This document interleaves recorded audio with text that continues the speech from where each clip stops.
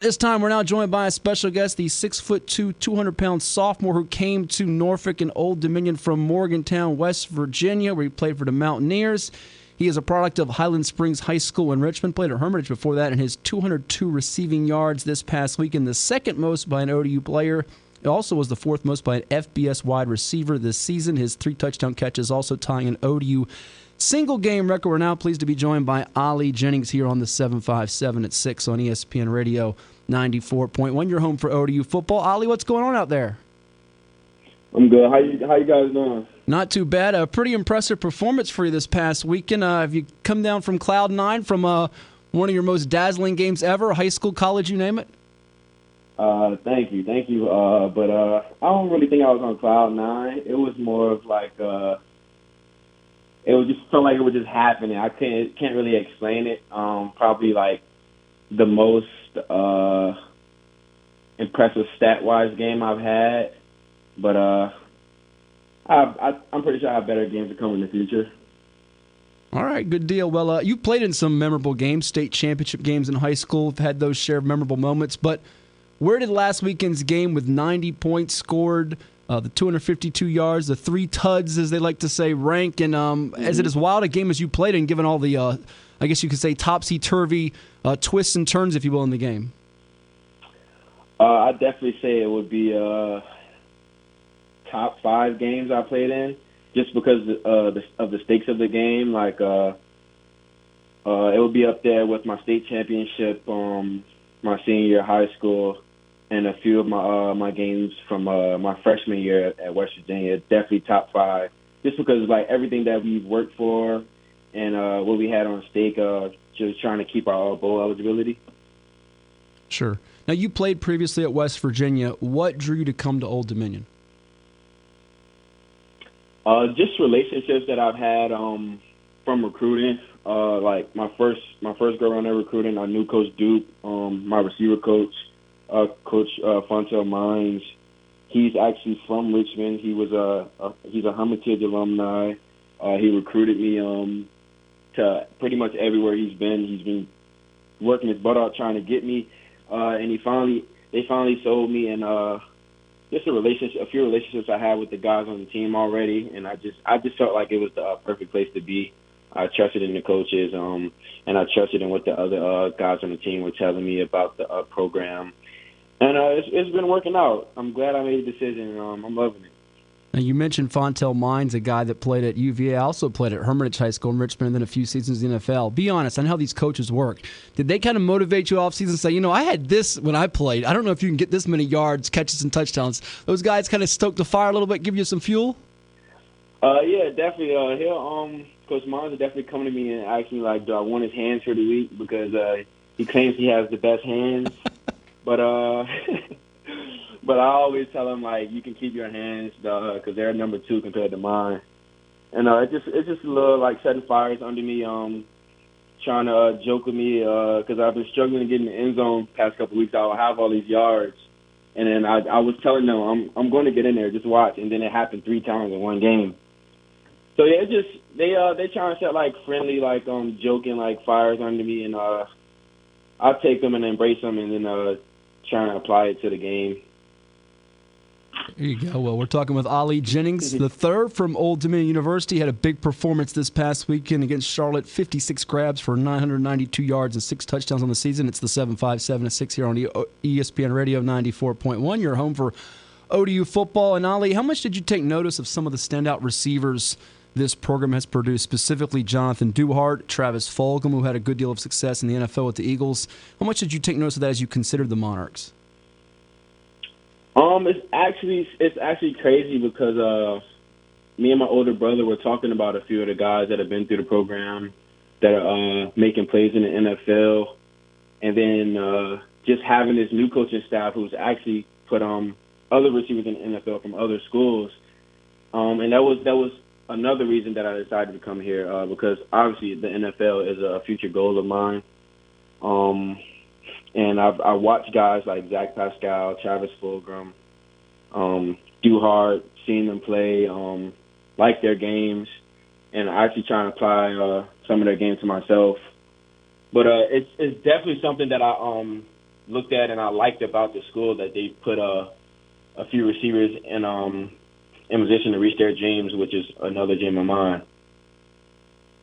Now, you told me a few years back when I interviewed you at the 7-on-7 event when you were playing with Hype Hunchos that your brother, who you just referenced, his best friend played at Virginia Tech, and you went to his games and you became a Clemson fan as you got older. So I'm curious now, 3 years later, when you watch other college games or even pro games, do you watch it differently than, say, 3 to 5 years ago?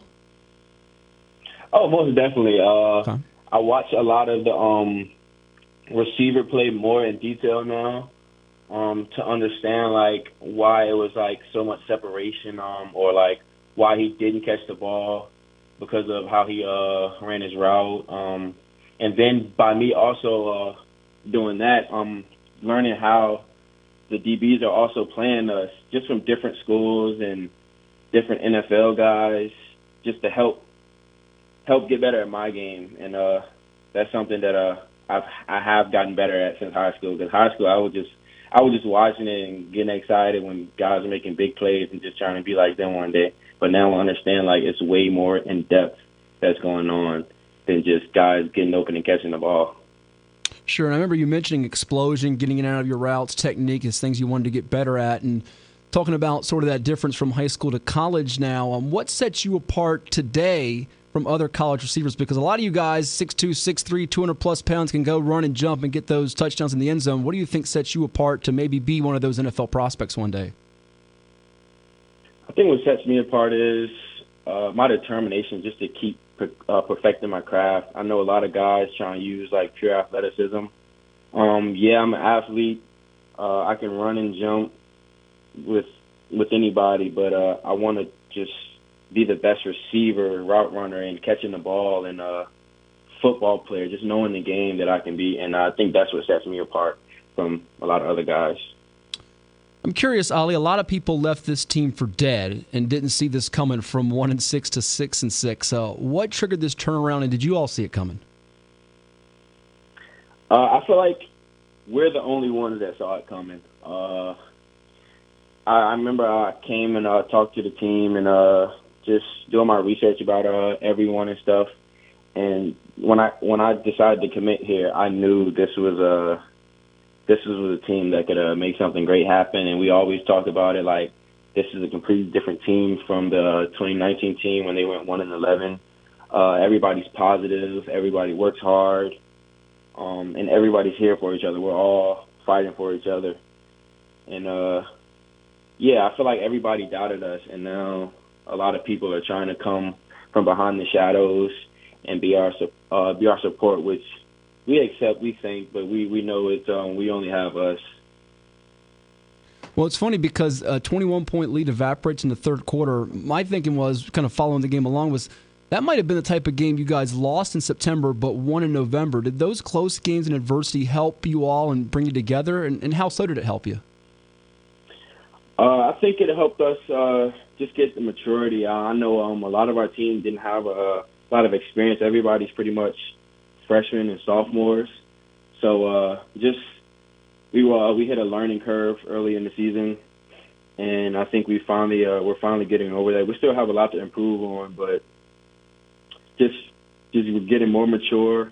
We're learning that FBS football isn't high school football anymore. It's a lot more team effort and everybody doing their job instead of like a one-man show. And we finally learned that, and we've learned how we got over that hump that we met in the beginning of the season. Chatting with Ali Jennings of Old Dominion, the Conference USA Player of the Week, who had 9 receptions for 252 yards and 3 touchdowns as the Monarchs won their 5th in a row. It's the 757 at 6 here on ESPN Radio 94.1. Ali, take me behind the curtain a bit. What's it like playing for Ricky Rahne, and how is he behind the scenes? Coach Rahne, he's an energetic guy. He's always laughing and joking with us. He's a funny dude. Like some people might see him more serious, but I don't know. He's like one of the guys for real. Really hard to explain like how he is, but I know as a leader, he tries and push us to the limit so we can be the best on and off the field. Like, you're not even with football, like academics, being young men in the community. He's just a great guy, and I'm glad I got a chance to play under him and still have the chance to play under him because it's just he's one of those people you just like being around.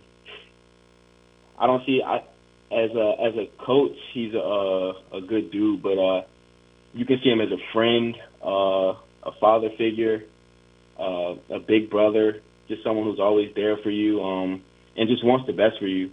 I know he's done a lot for the team and the guys. I think before I got here, they said he bought us laptops for like study hall and stuff, and I've never heard of the coach spending his own money for like helping us with like academics and stuff, and that's something that I liked about him. Wow, it's pretty fascinating there. Tell me about Hayden Wolf, your quarterback. What's he brought this offense since he's been named QB1? He's brought another level of maturity. Helped us gain more confidence, and I don't know, Hayden. He's been locked in ever since. Even before he was named QB1, he would stay in, come in early, leave late, making sure he's on top of everything, making sure other guys are on top of their jobs. He's been a great leader, helping us go into a good direction as an offense and as a team. Now, I think you're majoring in leadership there at Old Dominion. Is that correct, Ali? Yes, sir. So tell me, what type of leader are you? I'm more of a lead by example kind of guy. I've been working on my vocal leading.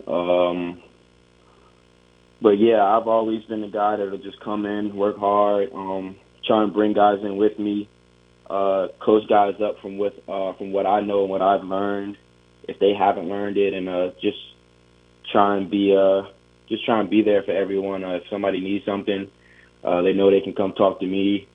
They can get anything from me, like whatever I have, they can have. It's theirs, and I think that's what kind of leader I am.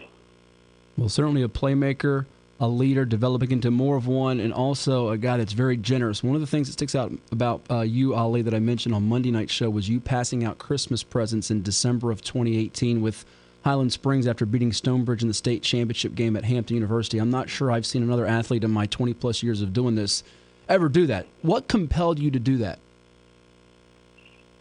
Just using my platform to help other people. I know a lot of people haven't been as fortunate as I have growing up, and I just love helping people, and that's something that I plan on continuing to do. Just finding different ways to help the youth, elderly, special needs, you name it. Just trying to find different ways to help people. That's just something that makes me feel better as a person. Sure, that's awesome. What advice would you give to an up-and-coming athlete who might be in high school now and about to venture into the collegiate level where you are? Anything you would tell them? Point of advice, I would just say don't compare yourself to other guys. Just put your head down, keep working hard, give this game your all, because the game of football doesn't owe you anything. But if you work for it, you'll definitely achieve your dreams. And just start grinding now. Don't wait too late or you'll miss your opportunity. And last one before we do some rapid fire, some fun ones with you. The waiting for a bowl game that it seems is coming your way here soon. Tell me about it. Is it anxiousness? Mm-hmm. What's the feeling for you guys as you wait to hopefully hear some good news here in the next couple of days? It's definitely anxiousness. Everybody's in the facility trying to figure out who we're playing, where we're going to be. But we just have to trust the process. Again, just wherever we end up and whoever we play, they're just going to have to strap it up because we're coming. Well, I tell you what, it's been fun to watch you play, and I'm looking forward to seeing you in a bowl game and beyond that, next season and beyond there. I'm sure Monarch Nation is as well. Before we let you run, you ready to play some rapid fire with us? These are the real tricky questions now. Okay. Here we go with the Conference USA Player of the Week from Highland Springs High in the Richmond area. Ali Jennings coming off a 9-reception, 252-yard, 3-touchdown performance. All right, what's your favorite TV show? My favorite TV show, I would say, this is hard. Martin. I used to watch that because I'm not a '90s baby, but I used to watch it with my uncle growing up, and Martin's one of my favorite comedians. Martin and Family Guy are probably the two most standard answers I get with that. All right, favorite movie? Favorite movie, I would say, I'm a movie junkie. It's hard to say, but I'll go with Rush Hour 2. All right, little Jackie Chan, Chris Tucker. Best thing you ate on Thanksgiving was? What was the best thing you ate on Turkey Day? The best thing I ate on any side or dessert or anything in specific there? Oh, my uncle's punch bowl cake. All right. Definitely my uncle's punch bowl cake. All right, save me some of that. All right, song you're most ashamed to admit you sing along to is what? I would say Justin Bieber, Baby. Oh, the teammates are going to clown you for that one.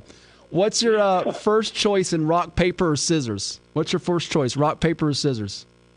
I'm going scissors. All right. Fastest football player on the ODU football team is who? I would say Raphael McCoy. All right. Another receiver. All right. I'm a Hatfield, but I won't hold it against the McCoy. Who does the best Ricky Ronnie impersonation on the team? The best Ricky Ronnie impersonation. Maybe I would say DJ Mack. Oh, DJ's got some extra laps coming his way. That's not good for the Norview grad there. All right, visit one place in the world you've not been to. Where would you go? Where are you choosing? I would go to Bora Bora. It's like my dream vacation. All right. Last two for you. You're doing well here. Christmas is 24 days away. Without giving it away, have you bought anyone, friend or family, a present yet? No gifts yet. I'm waiting on this bowl money. Well, hey, listen, things are going to be nicer for all you athletes because of name, image, and likeness. That's good. You got anything working out there? Definitely. We highlighted your generosity earlier there, Ali. We'll get you on this. What's the best gift that Ali Jennings could receive this Christmas? The best gift I could receive, I don't know, maybe some shoes or something. All right, some new kicks. All right. There's got to be an NIL out there listening to that. We'll get you hooked up with some good deal of that. Hey, Ali, really appreciate you coming on the program. Best wishes to you. Have a happy holidays and a great job coming on with us today. Yes, sir. Thank you for having me. You bet. Ali Jennings from Highland Springs High School now at the Old Dominion Monarchs, the Conference USA Player of the Week.